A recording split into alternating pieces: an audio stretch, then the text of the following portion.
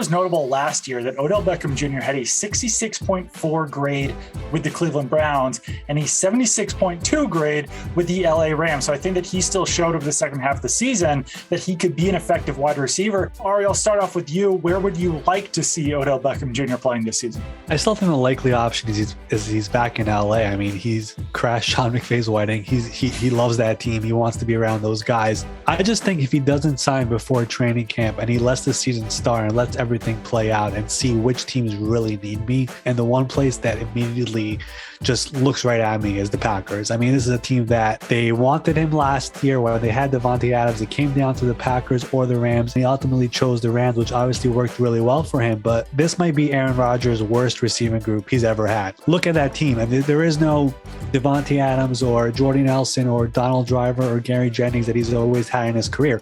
Who is going to be that guy for his team? And Odell's not going to be ready for week 1. Likely won't be ready until later on in the year, possibly week 4, 5, 6, or 7.